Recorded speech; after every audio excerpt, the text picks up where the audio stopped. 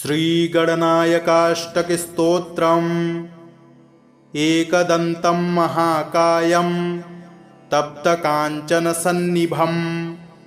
लम्बोदरं विशालाक्षं वन्देऽहं गणनायकं मौञ्जीकृष्णाजिनधरं नागयज्ञोपवीतिनं बालेन्दुसुकलामौलिं वन्देऽहं गणनायकम् अम्बिकाहृदयानन्दं मातृभिः परिवेष्टितं भक्तप्रियं मदोन्मत्तं वन्देऽहं गणनायकम् चित्ररत्नविचित्राङ्गं चित्रमालाविभूषितं चित्ररूपधरं देवं वन्देऽहं गणनायकम् गजवक्त्रं सुरश्रेष्ठं कर्णचामरभूषितं पाशाङ्कुशधरं देवं वन्देऽहं गणनायकम् मूषकोत्तममारुह्य देवासुरमहाहवे योद्धुकामं महावीर्यं वन्देऽहं गणनायकम् यक्षकिन्नरगन्धर्व सिद्धविद्याधरैः सदा स्तूयमानं महाबाहुं वन्देऽहं गणनायकम् सर्वविघ्नहरं देवं सर्वविघ्नविवर्जितं सर्वसिद्धिप्रदातारं वन्देऽहं गणनायकम् गणाष्टकमिदं पुण्यं यः पठेत् सततं नरः सिद्ध्यन्ति सर्वकार्याणि विद्यावान् धनवान् भवेत् एकदन्तं महाकायं तप्तकाञ्चनसन्निभं लम्बोदरं विशालाक्षं वन्देऽहं गणनायकम् मौञ्जीकृष्णाजिनधरं नागयज्ञोपवीतिनं बालेन्दुसुकलामौलिं वन्देऽहं गणनायकम् अम्बिकाहृदयानन्दं मातृभिः परिवेष्टितं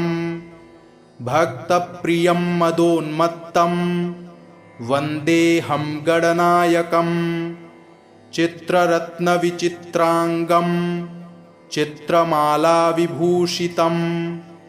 चित्ररूपधरं देवं वन्देऽहं गणनायकम् गजवक्त्रं सुरश्रेष्ठं कर्णचामरभूषितं पाशाङ्कुशधरं देवं वन्देऽहं गणनायकम् मूषकोत्तममारुह्य देवासुरमहाहवे योद्धुकामं महावीर्यं वन्देऽहं गणनायकम् यक्षकिन्नरगन्धर्व सिद्धविद्याधरैः सदा स्तूयमानं महाबाहुं वन्देऽहं गणनायकम् सर्वविघ्नहरं देवं सर्वविघ्नविवर्जितं सर्वसिद्धिप्रदातारं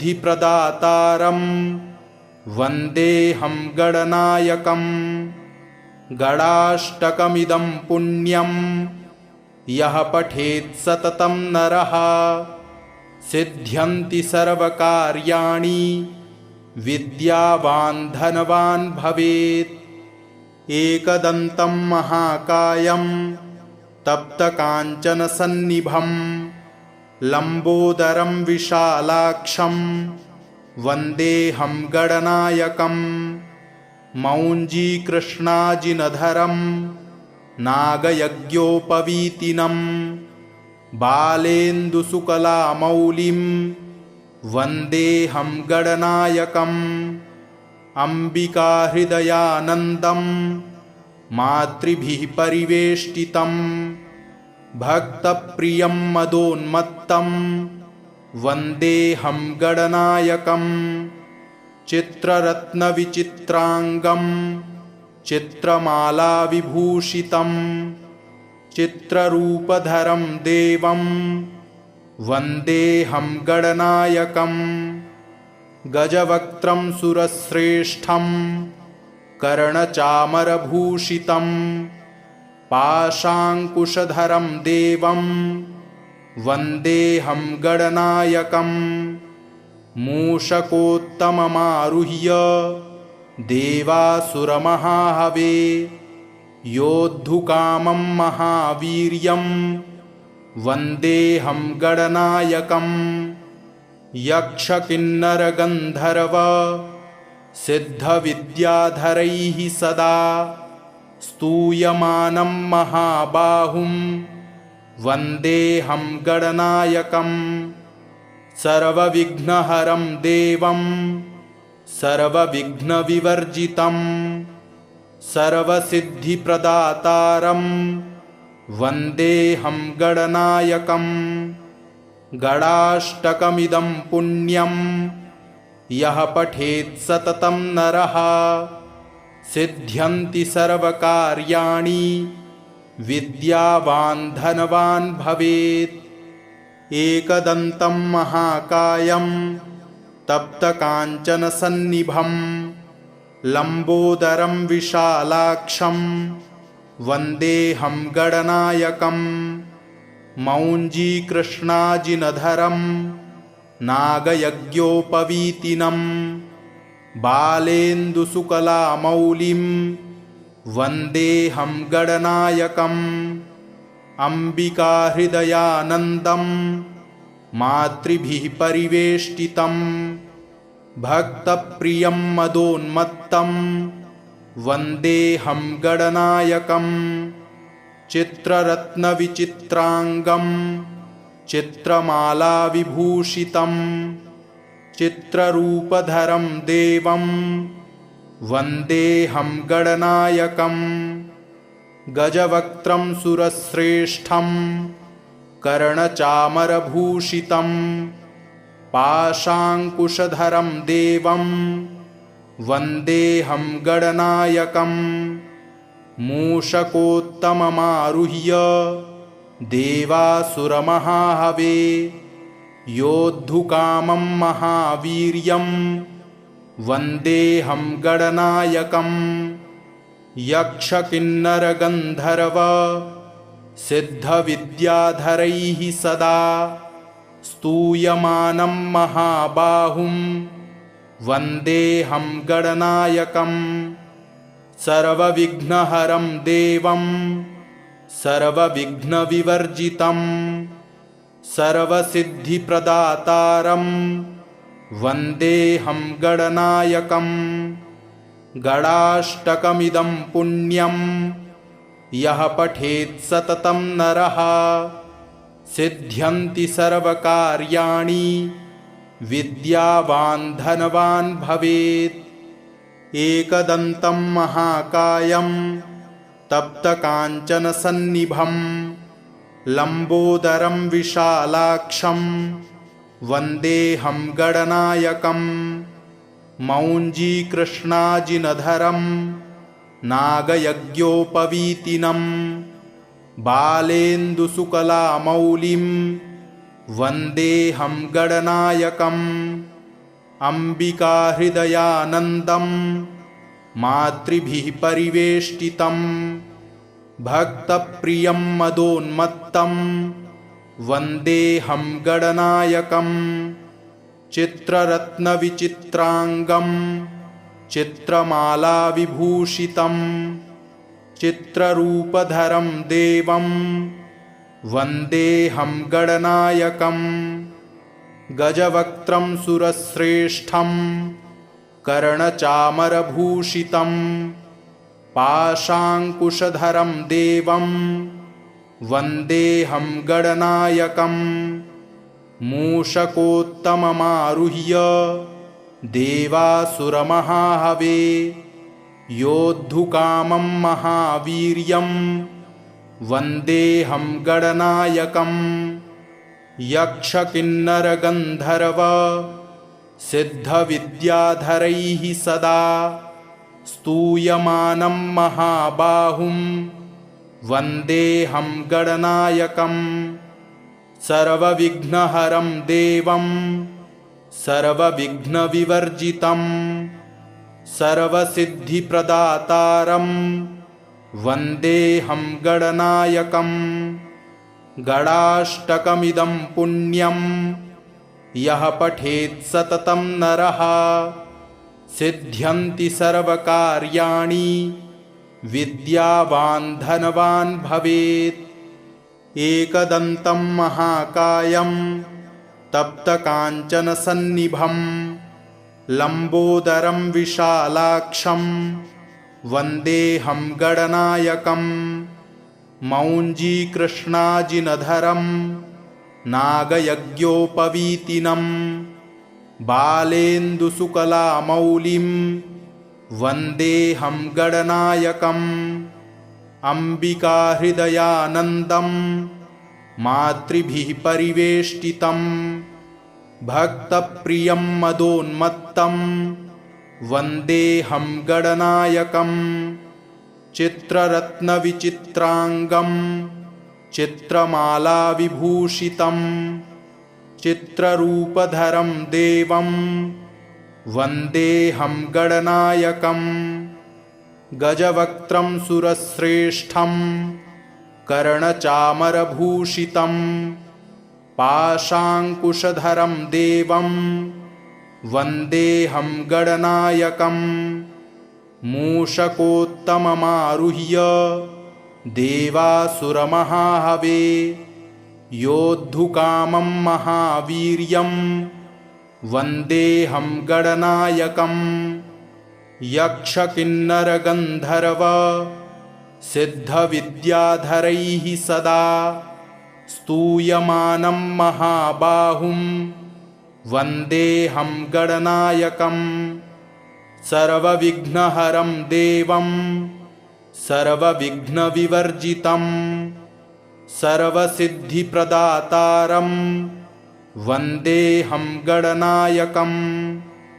गणाष्टकमिदं पुण्यं यः पठेत् सततं नरः सिद्ध्यन्ति सर्वकार्याणि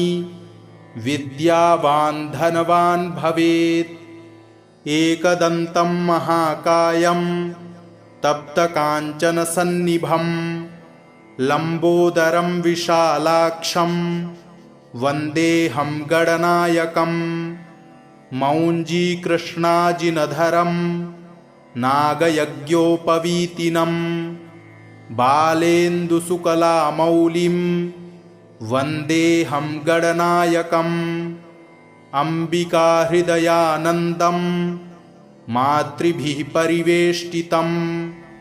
भक्तप्रियं मदोन्मत्तं वन्देऽहं गणनायकं चित्ररत्नविचित्राङ्गं चित्रमालाविभूषितं चित्ररूपधरं देवं वन्देऽहं गणनायकं गजवक्त्रं सुरश्रेष्ठं कर्णचामरभूषितं पाशाङ्कुशधरं देवं वन्देऽहं गणनायकं मूषकोत्तममारुह्य देवासुरमहाहवे योद्धुकामं महावीर्यं वन्देऽहं गणनायकं यक्षकिन्नरगन्धर्व सिद्धविद्याधरैः सदा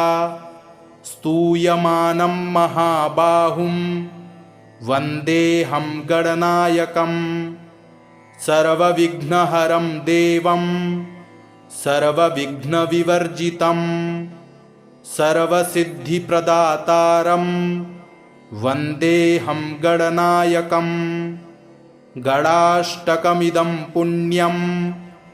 यः पठेत् सततं नरः सिद्ध्यन्ति सर्वकार्याणि विद्यावान् धनवान् भवेत्। एकदन्तं महाकायं तप्तकाञ्चनसन्निभं लम्बोदरं विशालाक्षं वन्देऽहं गणनायकं मौञ्जीकृष्णाजिनधरं नागयज्ञोपवीतिनं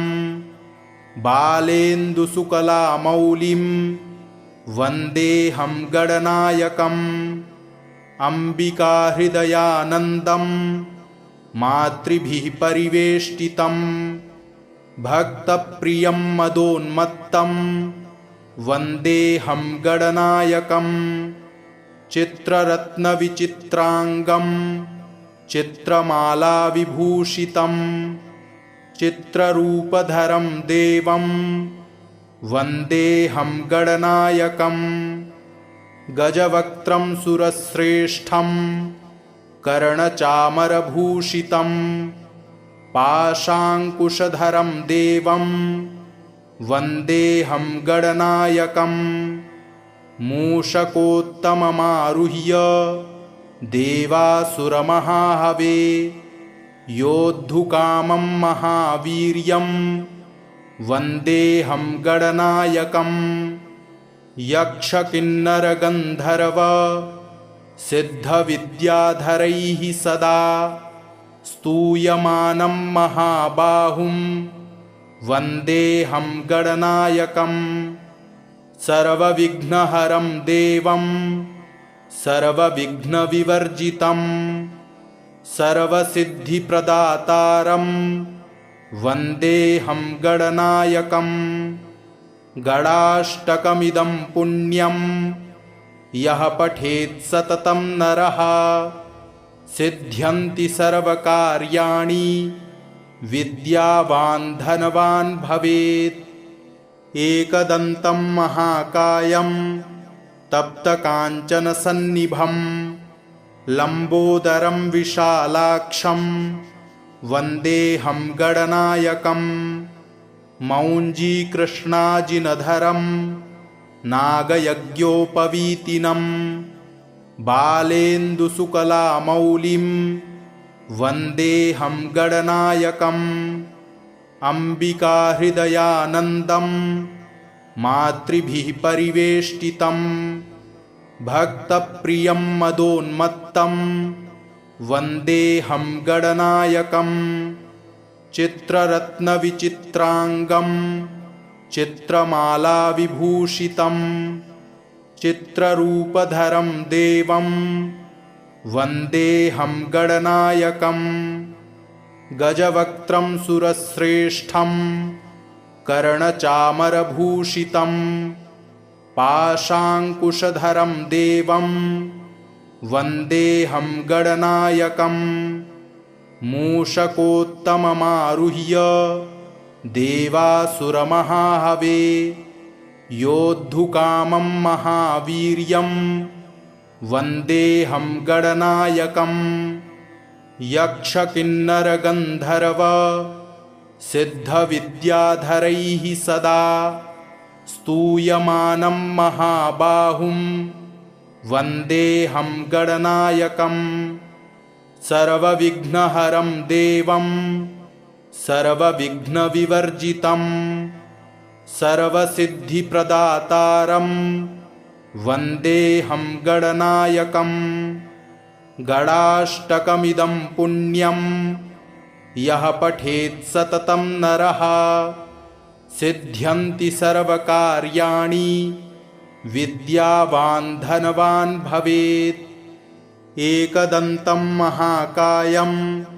तप्तकाञ्चनसन्निभं लम्बोदरं विशालाक्षं वन्देऽहं गणनायकम् मौञ्जीकृष्णाजिनधरं नागयज्ञोपवीतिनं बालेन्दुशुकलामौलिं वन्देऽहं गणनायकम् अम्बिकाहृदयानन्दं मातृभिः परिवेष्टितं भक्तप्रियं मदोन्मत्तं वन्देऽहं गणनायकम् चित्ररत्नविचित्राङ्गं चित्रमालाविभूषितं चित्ररूपधरं देवं वन्देऽहं गणनायकं गजवक्त्रं सुरश्रेष्ठं कर्णचामरभूषितं पाशाङ्कुशधरं देवं वन्देऽहं गणनायकं मूषकोत्तममारुह्य देवासुरमहाहवे योद्धुकामं महावीर्यं वन्देऽहं गणनायकं यक्षकिन्नरगन्धर्व सिद्धविद्याधरैः सदा स्तूयमानं महाबाहुं वन्देऽहं गणनायकं सर्वविघ्नहरं देवं सर्वविघ्नविवर्जितं सर्वसिद्धिप्रदातारं वन्देऽहं गणनायकं गणाष्टकमिदं पुण्यं यः पठेत् सततं नरः सिद्ध्यन्ति सर्वकार्याणि विद्यावान् धनवान् भवेत् एकदन्तं महाकायं तप्तकाञ्चनसन्निभं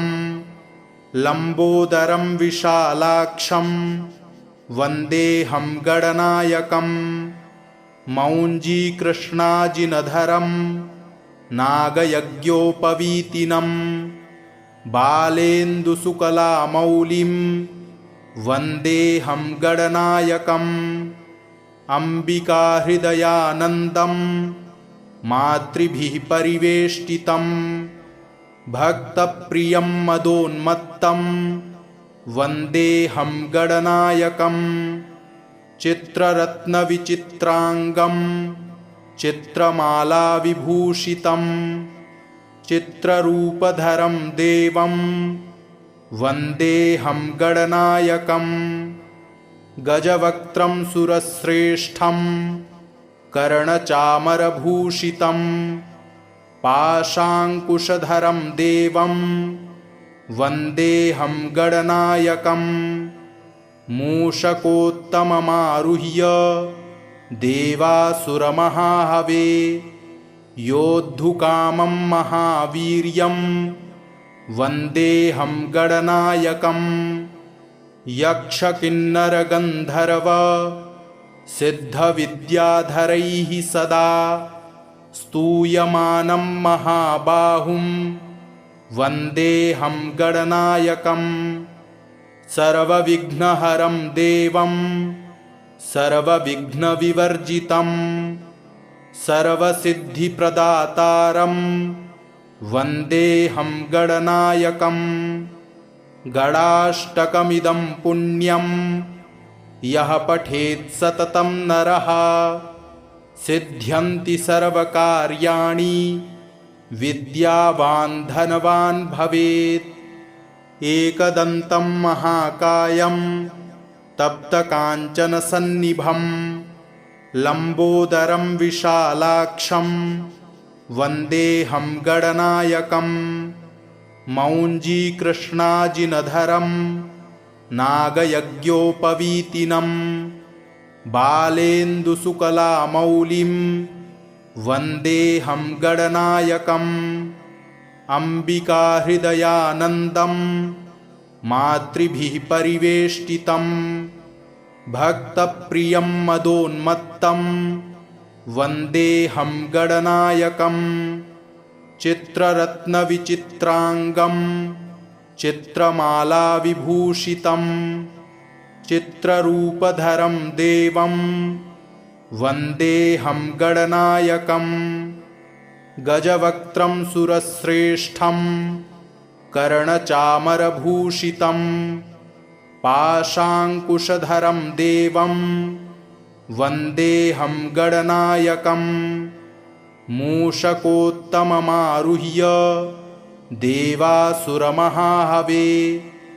योद्धुकामं महावीर्यं वन्देऽहं गणनायकं यक्षकिन्नरगन्धर्व सिद्धविद्याधरैः सदा स्तूयमानं महाबाहुं वन्देऽहं गणनायकं सर्वविघ्नहरं देवं सर्वविघ्नविवर्जितं सर्वसिद्धिप्रदातारं वन्देऽहं गणनायकम्। गणाष्टकमिदं पुण्यं यः पठेत् सततं नरः सिद्ध्यन्ति सर्वकार्याणि विद्यावान् धनवान् भवेत्। एकदन्तं महाकायं तप्तकाञ्चनसन्निभं लम्बोदरं विशालाक्षं वन्देऽहं गणनायकम्। मौञ्जीकृष्णाजिनधरं नागयज्ञोपवीतिनं बालेन्दुसुकलामौलिं वन्देऽहं गणनायकम्। अम्बिकाहृदयानन्दं मातृभिः परिवेष्टितं भक्तप्रियं मदोन्मत्तं वन्देऽहं गणनायकम्। चित्ररत्नविचित्राङ्गं चित्रमालाविभूषितं चित्ररूपधरं देवं वन्देऽहं गणनायकम्। गजवक्त्रं सुरश्रेष्ठं कर्णचामरभूषितं पाशाङ्कुशधरं देवं वन्देऽहं गणनायकम्। मूषकोत्तममारुह्य देवासुरमहाहवे योद्धुकामं महावीर्यं वन्देऽहं गणनायकम्। यक्षकिन्नरगन्धर्व सिद्धविद्याधरैः सदा स्तूयमानं महाबाहुं वन्देऽहं गणनायकम्। सर्वविघ्नहरं देवं सर्वविघ्नविवर्जितं सर्वसिद्धिप्रदातारं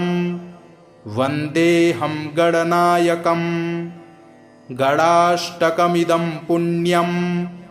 यः पठेत् सततं नरः सिद्ध्यन्ति सर्वकार्याणि विद्यावान् धनवान् भवेत्। एकदन्तं महाकायं तप्तकाञ्चनसन्निभं लम्बोदरं विशालाक्षं वन्देऽहं गणनायकम्। मौञ्जीकृष्णाजिनधरं नागयज्ञोपवीतिनं बालेन्दुसुकलामौलिं वन्देऽहं गणनायकम्। अम्बिकाहृदयानन्दं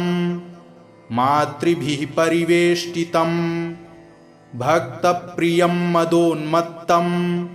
वन्देऽहं गणनायकम्। चित्ररत्नविचित्राङ्गं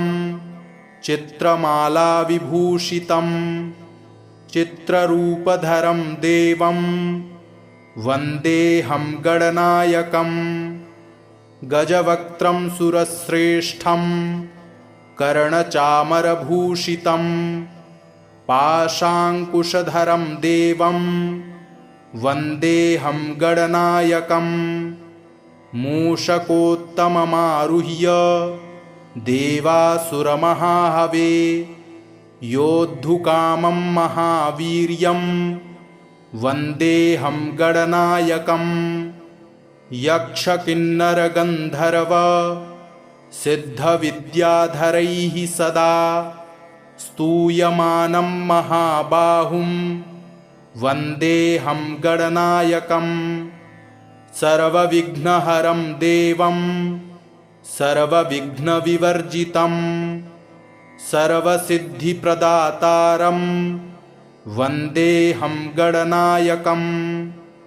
गणाष्टकमिदं पुण्यं यः पठेत् सततं नरः सिद्ध्यन्ति सर्वकार्याणि विद्यावान् धनवान् भवेत्। एकदन्तं महाकायं तप्तकाञ्चनसन्निभं लम्बोदरं विशालाक्षं वन्देऽहं गणनायकम्। मौञ्जीकृष्णाजिनधरं नागयज्ञोपवीतिनं बालेन्दुशुकलामौलिं वन्देऽहं गणनायकम् अम्बिकाहृदयानन्दं मातृभिः परिवेष्टितं भक्तप्रियं मदोन्मत्तं वन्देऽहं गणनायकम् चित्ररत्नविचित्राङ्गं चित्रमालाविभूषितं चित्ररूपधरं देवं वन्देऽहं गणनायकम् गजवक्त्रं सुरश्रेष्ठं कर्णचामरभूषितं पाशाङ्कुशधरं देवं वन्देऽहं गणनायकम् मूषकोत्तममारुह्य देवासुरमहाहवे योद्धुकामं महावीर्यं वन्देऽहं गणनायकम् यक्षकिन्नरगन्धर्व सिद्धविद्याधरैः सदा स्तूयमानं महाबाहुं वन्देऽहं गणनायकम् सर्वविघ्नहरं देवं सर्वविघ्नविवर्जितं सर्वसिद्धिप्रदातारं वन्देऽहं गणनायकम् गणाष्टकमिदं पुण्यं यः पठेत् सततं नरः सिद्ध्यन्ति सर्वकार्याणि विद्यावान् धनवान् भवेत् एकदन्तं महाकायं तप्तकाञ्चनसन्निभं लम्बोदरं विशालाक्षं वन्देऽहं गणनायकम् मौञ्जीकृष्णाजिनधरं नागयज्ञोपवीतिनं बालेन्दुशुकलामौलिं वन्देऽहं गणनायकम् अम्बिकाहृदयानन्दं मातृभिः परिवेष्टितं भक्तप्रियं मदोन्मत्तं वन्देऽहं गणनायकम् चित्ररत्नविचित्राङ्गं चित्रमालाविभूषितं चित्ररूपधरं देवं वन्देऽहं गणनायकम् गजवक्त्रं सुरश्रेष्ठं कर्णचामरभूषितं पाशाङ्कुशधरं देवं वन्देऽहं गणनायकम् मूषकोत्तममारुह्य देवासुरमहाहवे योद्धुकामं महावीर्यं वन्देऽहं गणनायकम् यक्षकिन्नरगन्धर्व सिद्धविद्याधरैः सदा स्तूयमानं महाबाहुं वन्देऽहं गणनायकम् सर्वविघ्नहरं देवं सर्वविघ्नविवर्जितं सर्वसिद्धिप्रदातारं वन्देऽहं गणनायकम् गणाष्टकमिदं पुण्यं यः पठेत् सततं नरः सिद्ध्यन्ति सर्वकार्याणि विद्यावान् धनवान् भवेत् एकदन्तं महाकायं तप्तकाञ्चनसन्निभं लम्बोदरं विशालाक्षं वन्देऽहं गणनायकम् मौञ्जीकृष्णाजिनधरं नागयज्ञोपवीतिनं बालेन्दुशुकलामौलिं वन्देऽहं गणनायकम् अम्बिकाहृदयानन्दं मातृभिः परिवेष्टितं भक्तप्रियं मदोन्मत्तं वन्देऽहं गणनायकम् चित्ररत्नविचित्राङ्गं चित्रमालाविभूषितं चित्ररूपधरं देवं वन्देऽहं गणनायकम् गजवक्त्रं सुरश्रेष्ठं कर्णचामरभूषितं पाशाङ्कुशधरं देवं वन्देऽहं गणनायकं मूषकोत्तममारुह्य देवासुरमहाहवे योद्धुकामं महावीर्यं वन्देऽहं गणनायकं यक्षकिन्नरगन्धर्व सिद्धविद्याधरैः सदा स्तूयमानं महाबाहुं वन्देऽहं गणनायकं सर्वविघ्नहरं देवं सर्वविघ्नविवर्जितं सर्वसिद्धिप्रदातारं वन्देऽहं गणनायकं गणाष्टकमिदं पुण्यं यः पठेत् सततं नरः सिद्ध्यन्ति सर्वकार्याणि विद्यावान् धनवान् भवेत् एकदन्तं महाकायं तप्तकाञ्चनसन्निभं लम्बोदरं विशालाक्षं वन्देऽहं गणनायकं मौञ्जीकृष्णाजिनधरं नागयज्ञोपवीतिनं बालेन्दुसुकलामौलिं वन्देऽहं गणनायकम् अम्बिकाहृदयानन्दं मातृभिः परिवेष्टितं भक्तप्रियं मदोन्मत्तं वन्देऽहं गणनायकं चित्ररत्नविचित्राङ्गं चित्रमालाविभूषितं चित्ररूपधरं देवं वन्देऽहं गणनायकं गजवक्त्रं सुरश्रेष्ठं कर्णचामरभूषितं पाशाङ्कुशधरं देवं वन्देऽहं गणनायकं मूषकोत्तममारुह्य देवासुरमहाहवे योद्धुकामं महावीर्यं वन्देऽहं गणनायकं यक्षकिन्नरगन्धर्व सिद्धविद्याधरैः सदा स्तूयमानं महाबाहुं वन्देऽहं गणनायकं सर्वविघ्नहरं देवं सर्वविघ्नविवर्जितं सर्वसिद्धिप्रदातारं वन्देऽहं गणनायकं गणाष्टकमिदं पुण्यं यः पठेत् सततं नरः सिद्ध्यन्ति सर्वकार्याणि विद्यावान् धनवान् भवेत् एकदन्तं महाकायं तप्तकाञ्चनसन्निभं लम्बोदरं विशालाक्षं वन्देऽहं गणनायकं मौञ्जीकृष्णाजिनधरं नागयज्ञोपवीतिनं बालेन्दुसुकलामौलिं वन्देऽहं गणनायकम् अम्बिकाहृदयानन्दं मातृभिः परिवेष्टितं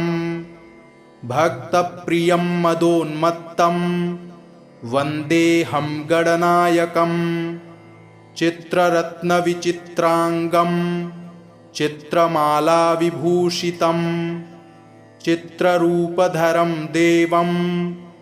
वन्देऽहं गणनायकं गजवक्त्रं सुरश्रेष्ठं कर्णचामरभूषितं पाशाङ्कुशधरं देवं वन्देऽहं गणनायकं मूषकोत्तममारुह्य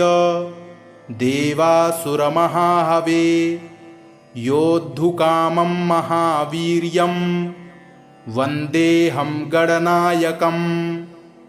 यक्षकिन्नरगन्धर्व सिद्धविद्याधरैः सदा स्तूयमानं महाबाहुं वन्देऽहं गणनायकं सर्वविघ्नहरं देवं सर्वविघ्नविवर्जितं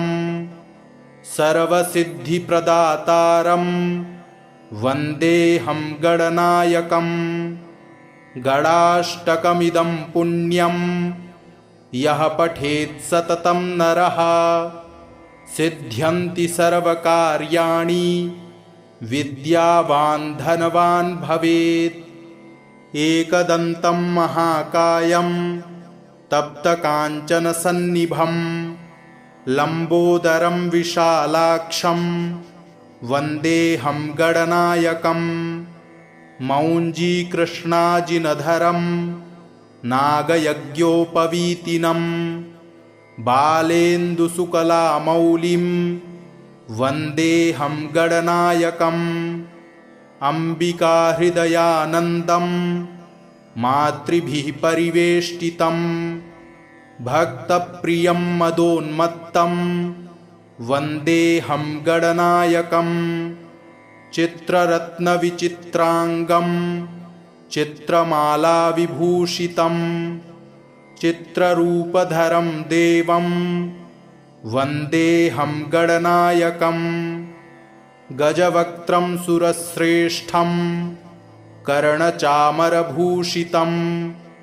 पाशाङ्कुशधरं देवं वन्देऽहं गणनायकम् मूषकोत्तममारुह्य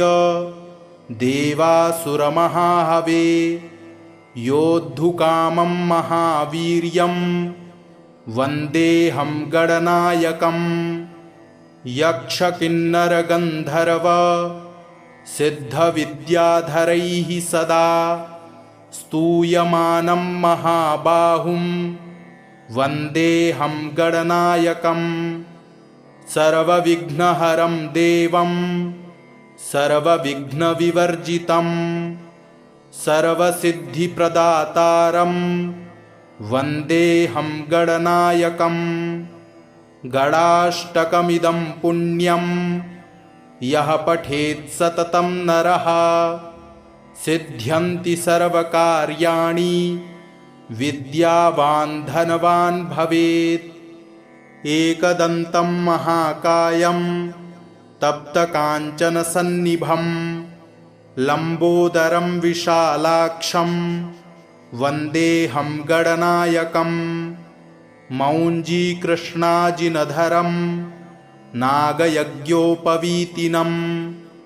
बालेन्दुसुकलामौलिं वन्देऽहं गणनायकम् अम्बिकाहृदयानन्दं मातृभिः परिवेष्टितं भक्तप्रियं मदोन्मत्तं वन्देऽहं गणनायकम् चित्ररत्नविचित्राङ्गं चित्रमालाविभूषितं चित्ररूपधरं देवं वन्देऽहं गणनायकम् गजवक्त्रं सुरश्रेष्ठं कर्णचामरभूषितं पाशाङ्कुशधरं देवं वन्देऽहं गणनायकम् मूषकोत्तममारुह्य देवासुरमहाहवे योद्धुकामं महावीर्यं वन्देऽहं गणनायकम् यक्षकिन्नरगन्धर्व सिद्धविद्याधरैः सदा स्तूयमानं महाबाहुं वन्देऽहं गणनायकम् सर्वविघ्नहरं देवं सर्वविघ्नविवर्जितं सर्वसिद्धिप्रदातारं वन्देऽहं गणनायकम् गणाष्टकमिदं पुण्यं